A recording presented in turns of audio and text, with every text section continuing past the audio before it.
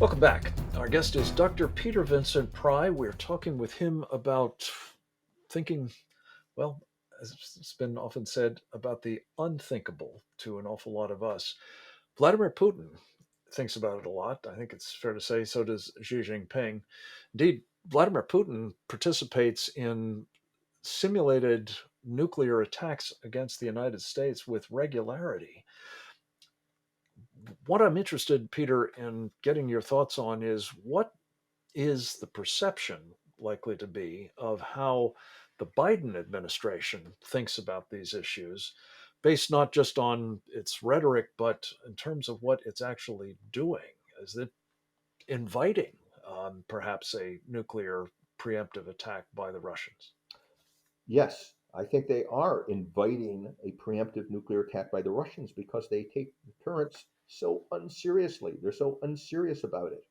Here we are, we're in the midst of a crisis with Russia, a nuclear crisis with Russia, that I think is a greater crisis than the Cuban Missile Crisis of 1962 in terms of the possibility of nuclear escalation. And what's the Biden administration decide to do? It doesn't put our forces at an increased at a heightened level of mobilization to put them in a survivable posture. They're all still at DEFCON 5, which is the lowest readiness level, which practically invites attack to our adversaries. Now, it postures us in such a way that if they were to attack us, it could be a nuclear Pearl Harbor. And on top of that, in the middle of this crisis, the Biden administration very publicly decides to give up some of our most important nuclear weapon systems, canceling the Slickum N, which was going to be a new tactical nuclear weapon, so that we would be able to That's do the sea launched cruise missile yeah, with a so nuclear to do warhead on it. something to mitigate the Russian advantage, which is at least a 10-1 advantage in tactical nuclear weapons that Russia enjoys over us. And now that's gone. So we've given that up. And then we gave up on the other end of the deterrence spectrum, the B 83, which is our most powerful nuclear weapon, a 1.2 megaton weapon. It's the last megaton class weapon that we have. Also, we're not going to do direct descent anti-satellite tests anymore. Russia and China will be allowed to have a monopoly on that. I mean, this is all of these things are a deep lack of seriousness and proves that this is the most anti-nuclear administration in American history, and it's happening at a time of grave nuclear crisis. That could be the thing that, if especially if Putin really is desperate, as people are claiming he is, could provoke him to roll the nuclear dice. And Peter, part of what's going on here, evidently, is that we have not only in the person of Joe Biden, someone who has been deeply anti-nuclear all of his, political life. I think it's been pointed out by our colleague Trevor Loudon that he got his start really with support from the Council for a Livable World, which was one of the sort of pro-Soviet radical anti nuclear organizations in our country.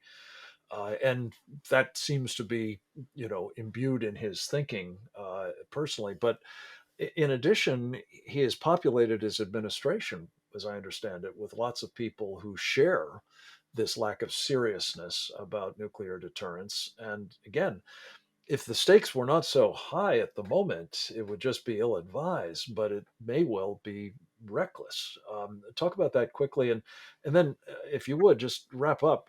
What should we be doing at the moment to enhance our deterrent posture and convey a credible message that Putin does not want to go there at the moment?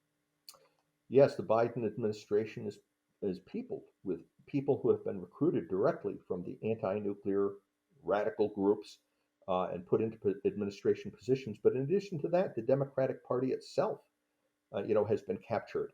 Adam Smith, the chairman of the House Armed Services Committee, along with, arguably after Biden, because he writes the defense budget, is one of the most important people in America, maybe the second most important person in America when it comes to our national defense policy.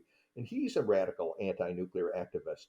Smith has actually argued for the United States unilaterally to give up its entire ICBM force, which, as I noted earlier, is the only part of our triad that is on alert 24/7, and is our the only thing we've really got holding off a surprise attack. Everything else needs to be mobilized.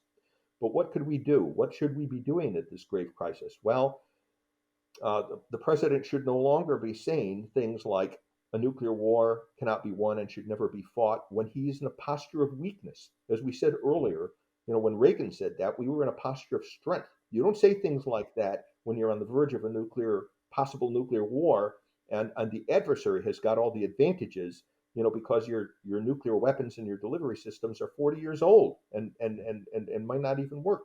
We should raise the DEFCON level of our forces at least to DEFCON 3 so that they're mobilized and on a more survivable posture.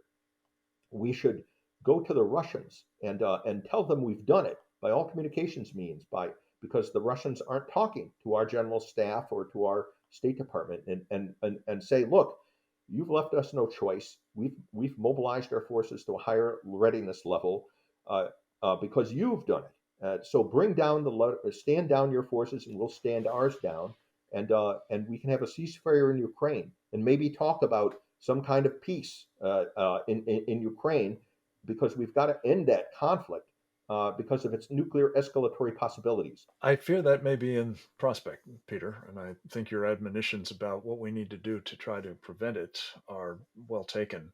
I'm not sure I'm holding my breath on the prospects for a peace treaty to be negotiated with Putin at the moment, but I do think that your point that he must be persuaded that we are at least as serious as he is about preventing a successful nuclear attack against this country, that if we're to have any hope of indeed dissuading him from engaging in it. Peter Pry, we have to leave it at that. Thank you for your time, as always, and for the extraordinary expertise you bring to bear on these subjects and so many others. I had wanted to get into one of your other very, very strong suits, which is the dangers of electromagnetic pulse and other threats to our electric grid, but that will be for another day, as there's a lot to talk about in that space, as you know very well. Your book, Blackout Wars, is a very important contribution to our understanding about that danger. And thank you for that, as well as your visits with us here. And I thank the rest of you for joining us for this edition of Securing America. I hope you feel better equipped to help us do just that. For more information on what you can do, please check out our website, securingamerica.tv, and then go forth and multiply.